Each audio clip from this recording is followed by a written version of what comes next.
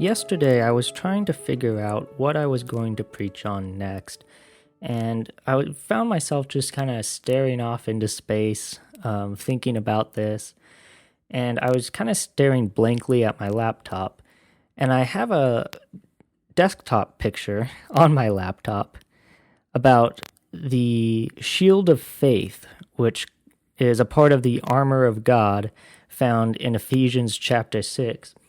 And I thought to myself, well, I haven't done a sermon on the armor of God before. I should look that passage up and see what I find there.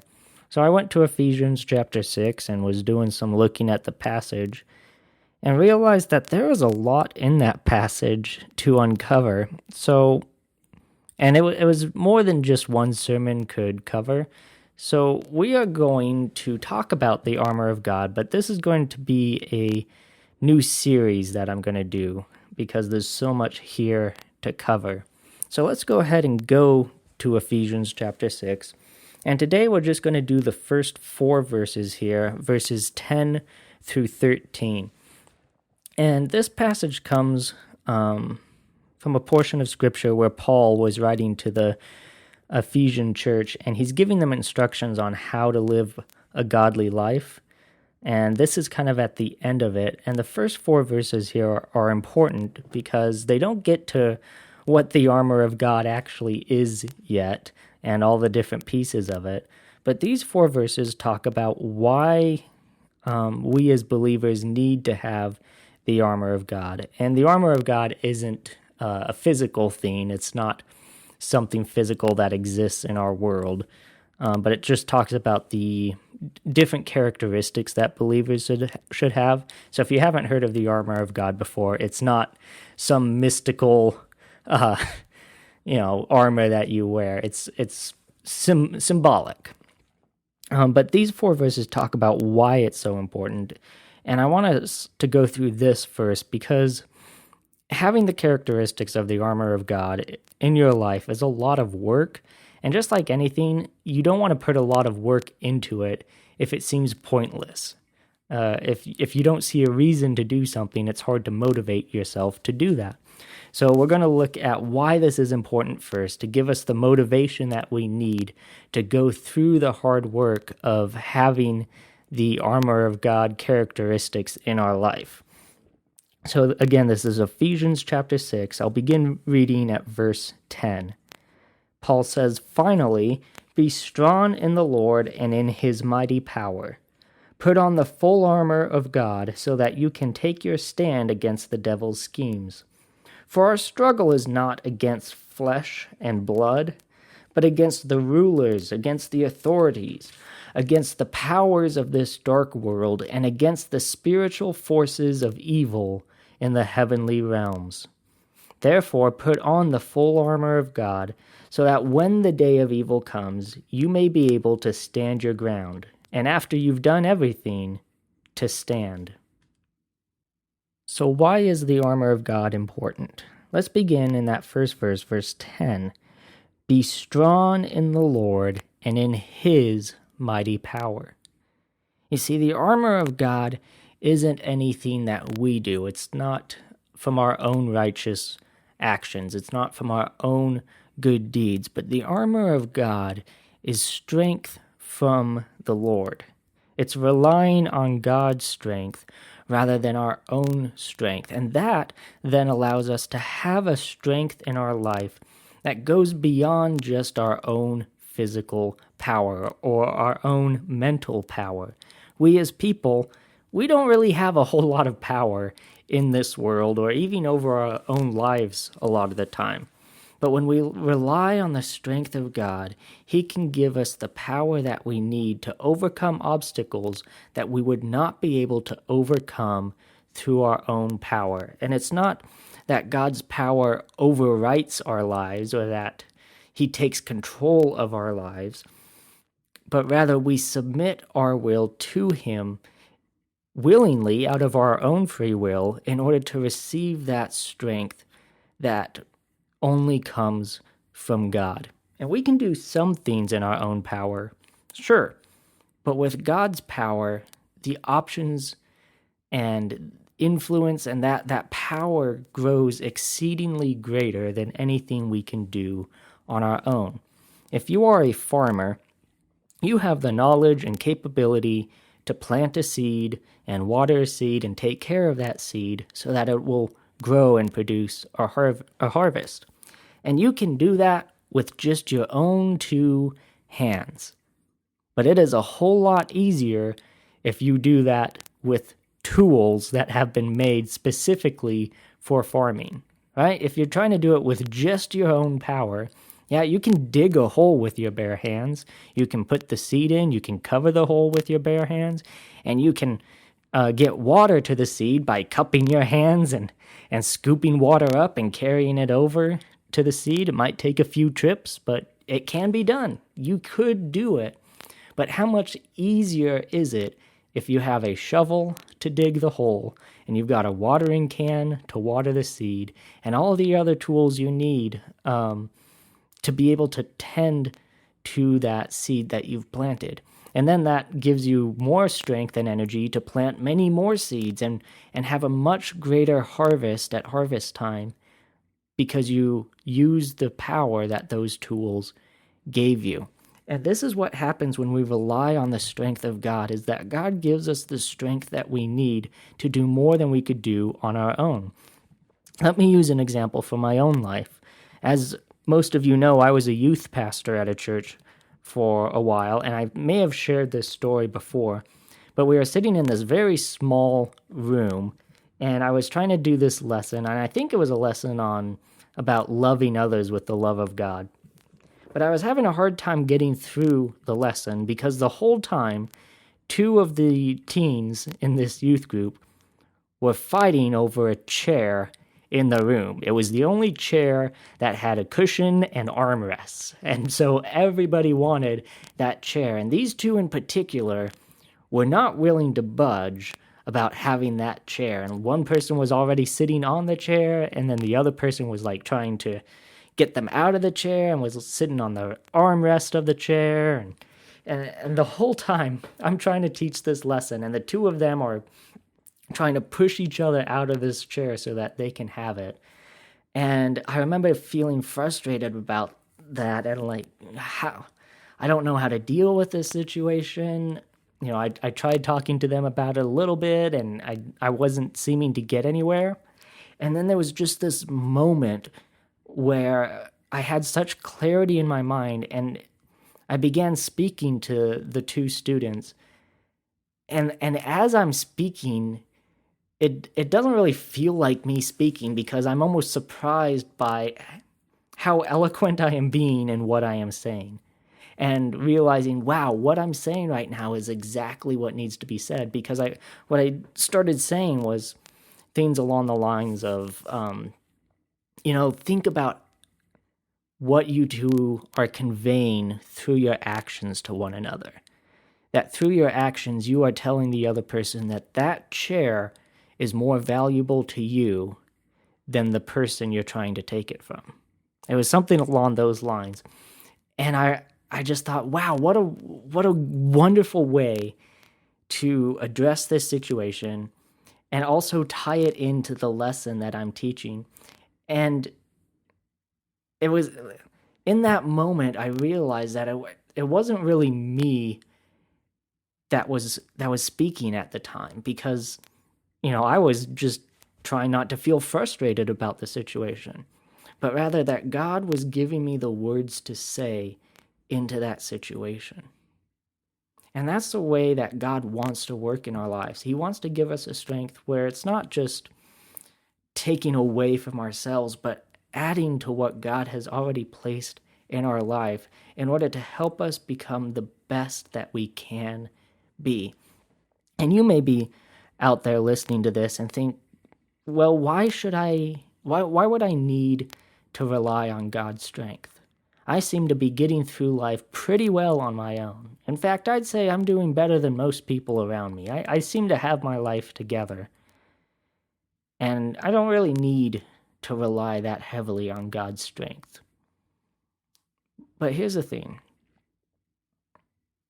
If you find yourself in a place where you don't feel the need to rely on God's strength, that means that you haven't let God lead you to a place where you need his strength. But rather you're taking the path that is most comfortable to you, rather than the path that God has set out for you. See, the only reason that I was able to have that moment of God speaking through me was because I had trusted God to lead me to this position where I was doing what he called me to do. And obviously not everyone is called to full-time ministry. It would be, difficult to have roads to drive on if everyone was a preacher. But God has a call on each of our lives. He has a ministry for us. And when we are faithful to God, we follow through in obedience to what he has called us to do, we will find that we are not capable of doing that through our own power. We have to rely on God's strength. So if we are in a place in our life where we feel like we don't need to rely on God's strength, that is a great indicator that we haven't allowed God to lead us to the place he has called us to, where we do need to rely on his strength. And that's part of what it means to put on the armor of God, is that you aren't relying on your own strength, right? Not just your own tough skin to make it through the battle, but the armor that God is giving you to protect you. So that's partly why this is so important. And then we see in verse 12, it says, our struggle isn't against flesh and blood. And what that's talking about, flesh and blood, is talking about physical things, the physical aspects of this world. Our battle is not against flesh and blood, but against the rulers, against the authorities, against the powers of this dark world, and against the spiritual forces of evil in the heavenly realms. This is what the armor of God is intended for, is for this spiritual struggle that takes place in our world. It's not about the physical aspect of this world, right? There are plenty of things in this world that we can chase after. There are plenty of things in this world that can become obstacles to us. And the armor of God isn't intended for us to do as great as we can in this world and have just the best life that we can, the most successful life.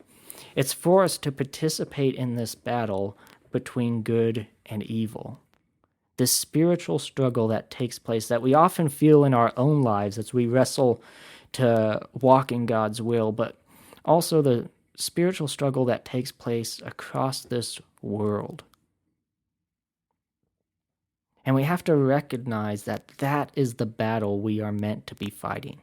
That is the battle that God has for us. The armor of God isn't just for us to have our best life, and it's not just to participate in worldly battles, in cultural battles, but to really fight against the spiritual warfare that takes place.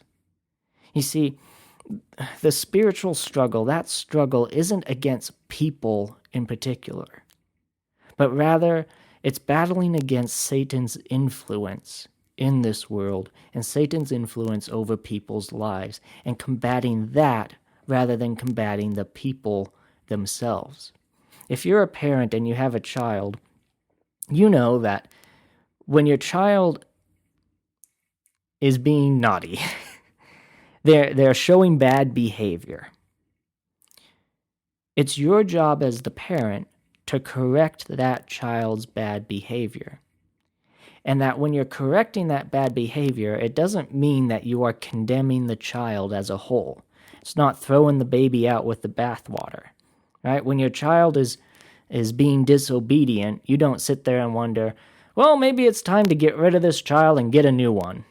Well, maybe you have some days like that, I don't know, but for the most part, that's not the way that parents think, right? They aren't thinking, well, I just need to get rid of this child and get a new child because this child has bad behavior and so the child is the problem.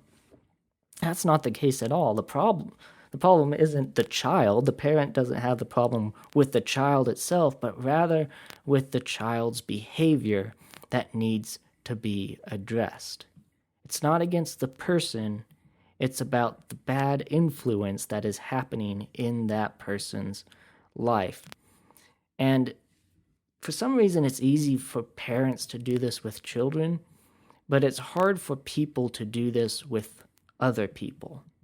And we see it all the time where we convince ourselves that a person as a whole is evil and wrong and needs to be condemned entirely. We see that a whole lot in the political division that we are facing in our nation, where both sides try so often to paint the entire side and everybody on that side as a lost cause and evil and selfish and wrong and need to be condemned, need to be punished. And it's so quick to condemn entire groups of people because you don't agree with them. And I see many believers a lot of the time getting caught up in this conflict and having that perspective on it of, oh, those people on that side are so terrible and they're so wrong and they're the worst people and I don't understand how anybody can be like that. And they separate themselves from those people and condemn those people. And that's not the battle that God has for us to fight. Now, that doesn't mean that that battle isn't important. It heavily affects the world we live in, and that makes it important. But we have to make sure that we remember that's not the most important battle. And that the problem isn't with the people themselves, but rather with the dark influence that Satan and his fallen angels have in this world and in the lives of those people. The problem isn't with the people, the problem is with that dark influence. And so rather than, just attacking the branches of a tree, we want to get down and deal with the issue found in the roots and deal with those root causes. But we can't do that when we're letting ourselves be distracted by worldly things and physical things, distracted by flesh and blood. We can't allow worldly things to distract us from God's will and doing the battle that is necessary for God's kingdom to come in the world. The battle's not against flesh and blood, but against the dark influence across the world. That is where the battle is supposed to be, and that's the battle that the armor of God is intended to help us fight in. And finally, we see in verse 13, "Therefore put on the full armor of God, so that when the day of evil comes, you may be able to stand your ground, and after you have done everything, to stand." And the language in this verse about, so that when the day of evil comes, you may be able to stand.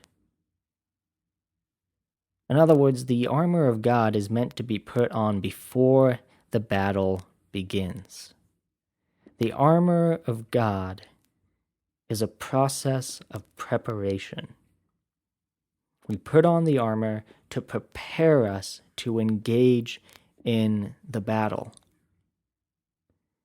And I feel like so many times we wait to put on the armor of God until we're already in the middle of the battle. And by then, it's too late.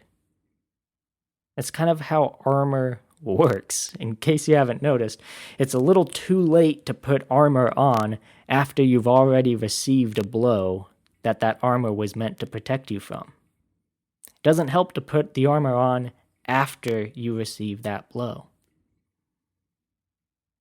There is a spiritual battle taking place, and we can't just wait until it's on our doorstep affecting our lives to get ready to face it.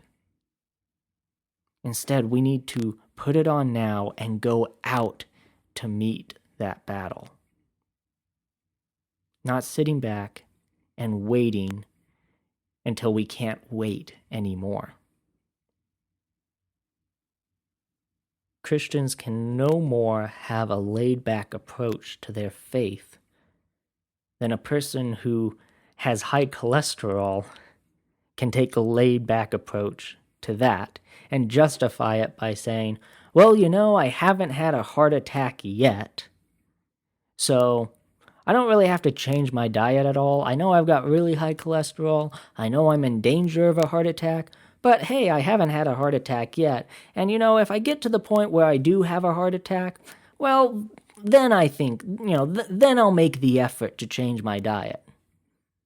Well, many times once you've had that heart attack, it's too late. It's too late to go back and change it. You should have been prepared for it beforehand. You should have taken precautionary measures to prepare yourself to deal with that fight, realizing that fight was already upon you before the damage came. And we as believers have to understand the importance of putting on the armor of God so that we are ready to fight, because if we wait until we're at the point where we're taking heavy blows, it'll be too late. Jesus tells a story in Luke chapter 16, and it's a parable, and I think this parable so strongly shows us, it so strongly warns against complacency. This is Luke chapter 16, beginning in verse 19. It says, "There was a rich man who was dressed in purple and fine linen and lived in luxury every day. At his gate was laid a beggar named Lazarus, covered with sores, and longing to eat what fell from the rich man's table. Even the dogs came and licked his sores. The time came when the beggar died, and the angels carried him to Abraham's side. The rich man also died and was buried. In Hades, where he was in torment, he looked up and saw Abraham far away, with Lazarus by his side. So he called to him, 'Father Abraham, have pity on me, and send Lazarus to dip the tip of his finger in water and cool my tongue, because I am in agony in this fire.' But Abraham replied, 'Son, remember that in your lifetime you received your good things, while Lazarus received bad things, but now he is comforted here, and you are in agony. And besides all this, between us and you a great chasm has been set in place, so that those who want to go from here to you cannot, nor can anyone cross over from there to us.'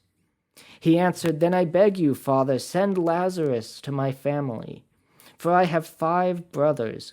Let him warn them, so that they will not also come to this place of torment.' Abraham replied, 'They have Moses and the prophets. Let them listen to them.' 'No, Father Abraham,' he said, 'but if someone from the dead goes to them, they will repent.'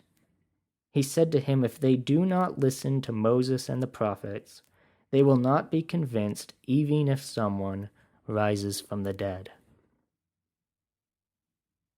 This is a cautionary tale of how God has already called us to Him. He's called us to live our life in submission to His will. And once it's too late, it's too late. There's no going back. You can't travel back in time and fix things that you've done wrong, or fixed an inaction, a time when you should have taken action, but you didn't. Once the moment is gone, it's gone. This is why we cannot take a laid-back approach to our faith. We can't put off the work that God calls us to do and expect things to eventually just work themselves out. We can't wait until the enemy has a strong foothold in our life to put on our defenses against him. The armor of God is a preparation process to prepare us for the battle before we're fighting it. This is why the armor of God is so important, because we face a spiritual struggle in our lives and in our world, and we can't face that struggle in our own power. We need God's strength to prepare us for the challenges ahead that we will face. In this world, you will have trouble, Jesus said. And then he said, but take heart, I have overcome the world. It's Jesus who has overcome the world. He has the strength that we need to fight this fight in this world. And we have to rely on him to prepare us for that battle. It's a battle that is already taking place all around us. And so next week I'll go in and talking about what the armor of God is, and we'll begin talking about the different pieces of it and how we can apply those things to our lives. But I hope that this message has helped shown you the need for the characteristics that we're going to be talking about and why it's so necessary to rely on God's strength and actively participate in the spiritual struggle across our world. If you have any comments or questions about any of this, as always, you can contact me either through the Sermon in the Pocket Facebook page or email me directly at sermoninthepocket@gmail.com. And if you enjoyed this program, there's a good chance that other people will enjoy it as well. So I encourage you to share it with others, post it on your social media sites so that this message can get out there. And if you want to support the program monetarily, you can pledge your support on Patreon.